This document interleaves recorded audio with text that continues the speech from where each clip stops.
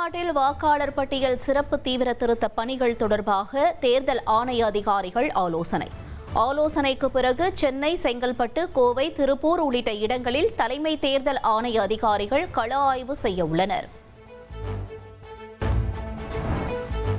வடசென்னை வளர்ச்சி திட்டத்தின் கீழ் ரூபாய் 11.81 கோடி மதிப்பீட்டில் நவீனப்படுத்தப்பட்ட அம்பத்தூர் தொழிற்பேட்டை பேருந்து நிலையம், மக்கள் பயன்பாட்டிற்காக பேருந்து நிலையம் மற்றும் 51 புதிய பேருந்துகளை துணை முதல்வர் உதயநிதி ஸ்டாலின் தொடங்கி வைத்தார். भय या पक्षपात, अनुराग या द्वेष के बिना पालन करूंगा.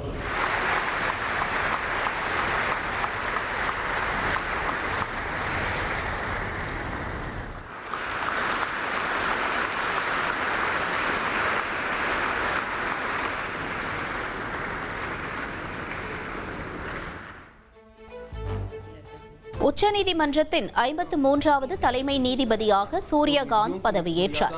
குடியரசுத் தலைவர் திரௌபதி முர்மு பதவி பிரமாணம் செய்து வைத்தார்.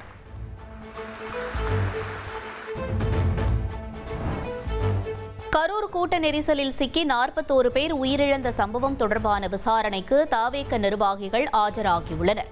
கரூரில் உள்ள சிபிஐ அலுவலகத்தில் ஆஜரான தாவேக நிர்வாகிகள் ஆனந்த், நிர்மல்குமார், ஆதவர்ஜுனாவிடம் அதிகாரிகள் விசாரணை. முதலமைச்சர் ஸ்டாலின் சென்னை அண்ணா அறிவாலயத்தில் திமுக நிர்வாகிகளுடன் 1-to-1 சந்திப்பு. ராமநாதபுரம், காரைக்குடி, மானாமதுரை தொகுதி நிர்வாகிகளிடம் கள நிலவரம், தேர்தல் பணிகள் குறித்து கேட்டறிகிறார். தென்கிழக்கு வங்கக்கடலில் நாளை மறுநாள் புயல் உருவாகும் என வானிலை ஆய்வு மையம் அறிவித்துள்ளது. நாளை குமரிக்கடல், தென்மேற்கு வங்கக்கடல், இலங்கை பகுதிகளில் குறைந்த காற்றழுத்த தாழ்வு பகுதி உருவாக வாய்ப்பு.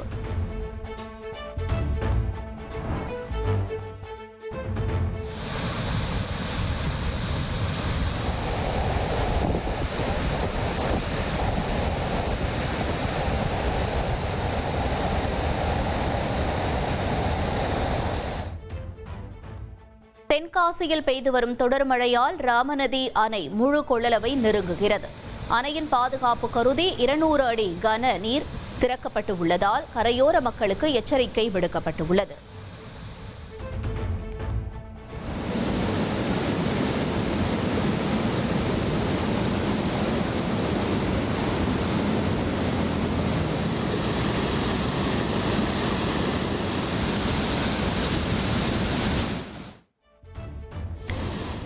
தேனியில் பெய்த கனமழையால் ஆண்டிப்பட்டி வைகை ஆற்றில் ஆர்ப்பரித்து ஓடும் வெள்ளம்.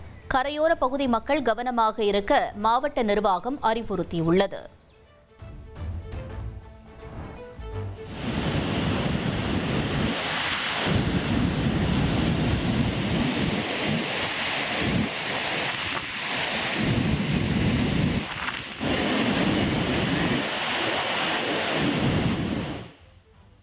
மேற்கு தொடர்ச்சி மலையில் தொடரும் பலத்த மழை காரணமாக குற்றால அருவிகளில் 3வது நாளாக வெள்ளப்பெருக்கு நீடிக்கிறது.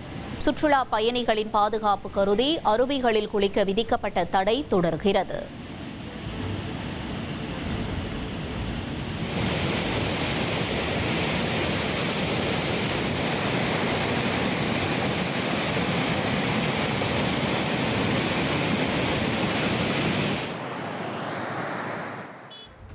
நெல்லை மாவட்டம் மணிமுத்தாறு அருவியில் வழக்கத்தை விட கடும் வெள்ளப்பெருக்கு ஏற்பட்டுள்ளது.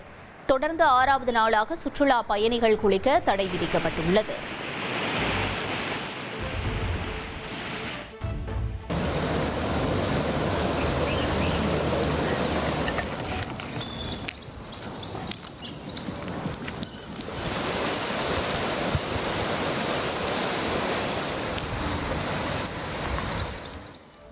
நெல்லை தாமிரபரணி ஆற்றில் பெருக்கெடுத்து ஓடும் வெள்ளம். குறுக்குத்துறை முருகன் கோயில் மண்டபங்களை மூழ்கடித்தபடி வெள்ள நீர் பாய்ந்தோடுகிறது.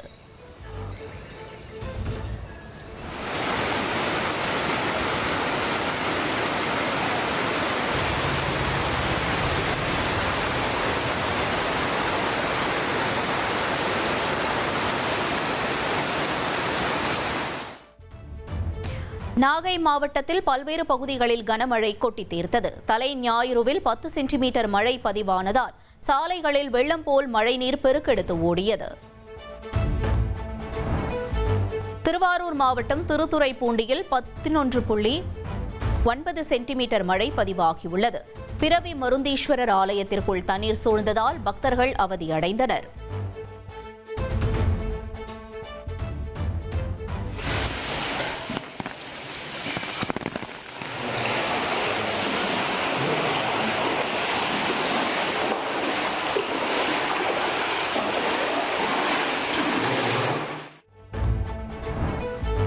கன்னியாகுமரி அணைகளிலிருந்து அதிகப்படியான உபரி நீர் திறக்கப்பட்டுள்ளது. தாமிரபரணி ஆற்றங்கரையோரம் வசிக்கும் மக்கள் பாதுகாப்பாக இருக்க மாவட்ட நிர்வாகம் அறிவுறுத்தியுள்ளது.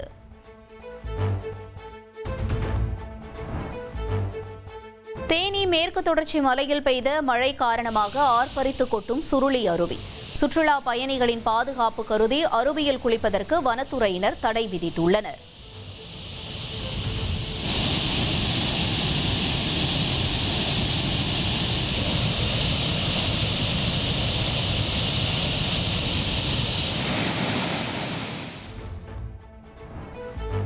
கனமழையால் தூத்துக்குடி அரசு மருத்துவமனைக்குள் மழைநீர் புகுந்ததால் நோயாளிகள் அவதியுற்றனர். மழைநீரை வெளியேற்றும் பணியில் மாநகராட்சி ஊழியர்கள் ஈடுபட்டுள்ளனர்.